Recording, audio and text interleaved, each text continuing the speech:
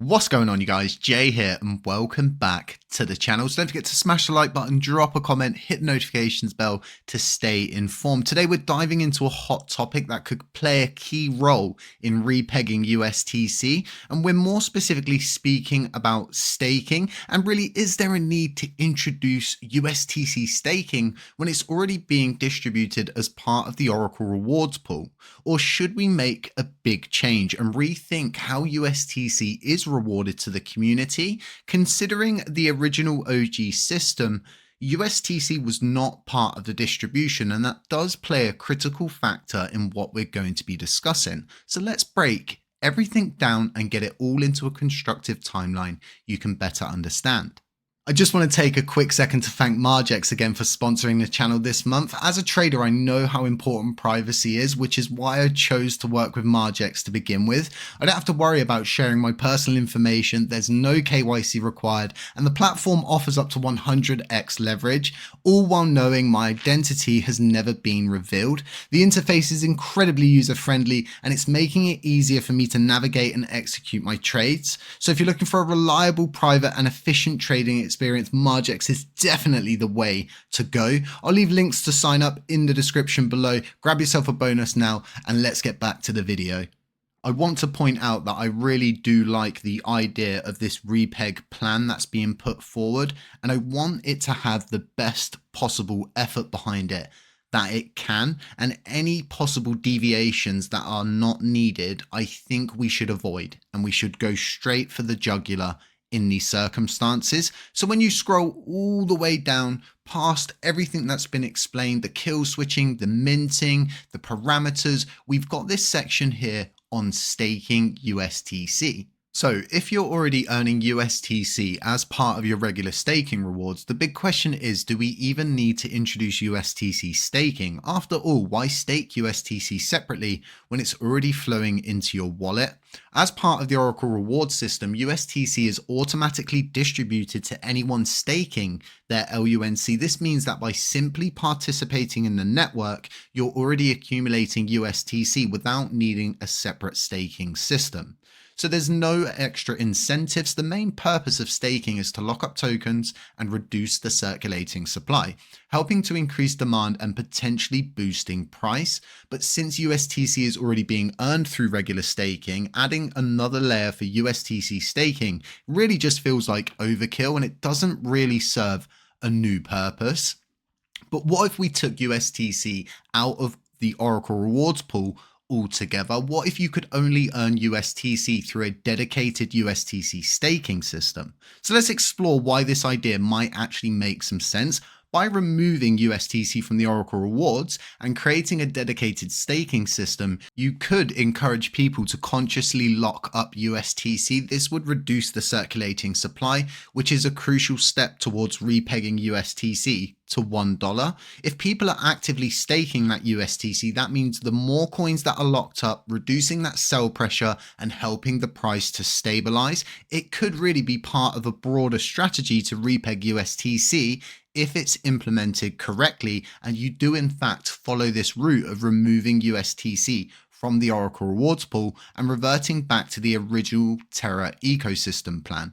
So now we've discussed removing USTC from the Oracle rewards pool, it's not without risks. So let's just talk about those for a second. Validators and delegates who are currently earning USTC may actually feel the loss of rewards if the USTC is removed from Oracle distribution. They're getting so used to those USTC bonuses, if they're taken away without a stronger incentive or alternative, participating in staking could just drop overall on the main place where it really matters, which would just overall hurt the network, as most of you know. So this all falls into a transitional phase. Once it's fully go, everything is starting to really begin to move. You're going to have a lot of these issues that come up. Moving from the current reward system to a new one is going to be tricky. The community will need to manage the shift carefully to avoid confusion or backlash. If the switch isn't handled smoothly, it could really just cause more harm than good. And we see this with wallet providers through and through. So in conclusion, let me boil this down. At the end of the day, right, this comes really all down to balancing these incentives. If USTC stays part of the Oracle rewards, then there's probably no need to introduce separate USTC staking. It's just going to duplicate rewards and overcomplicate things. But if we do remove the USTC from the Oracle rewards pool, revert back to the OG system, then yes, introducing USTC staking could actually help the repeg, and by reducing the circulating supply and giving holders more direct control over supporting the network. It's all about finding the right balance with these things between rewarding participation and supporting the repeg. But what do you think? Should we keep USTC in the Oracle rewards pool, or do we move it to its own staking system? Let's discuss the possible implementation of this staking program without removing the USTC from the Oracle rewards pool.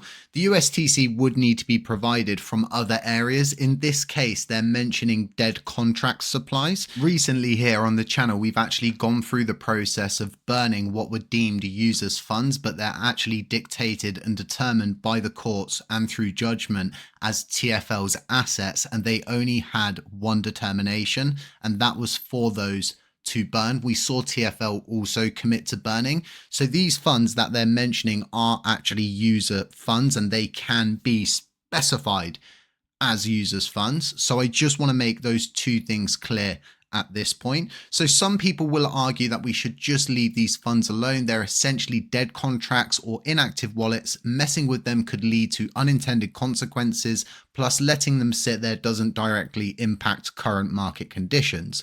Others will say we should probably go down the route of burning these funds entirely. This would reduce the circulating supply of USTC, which could also help drive up demand and get us one step closer to repegging USTC. Burning the tokens is often seen as straightforward, no-nonsense approach to shrinking the supply, boosting price action, and reducing friction and arguments.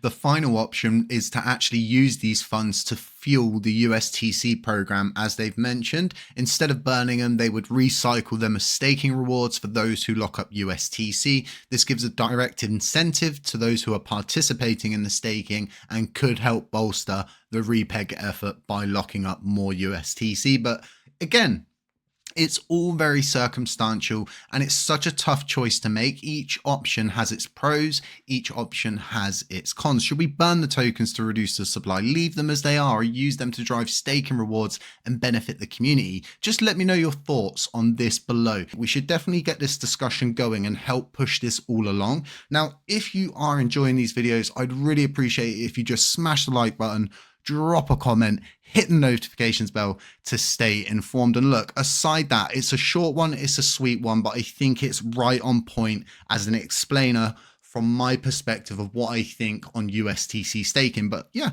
just let me know. Aside that, stay safe, stay humble, stay aware. And as always, I'll catch you in the next one.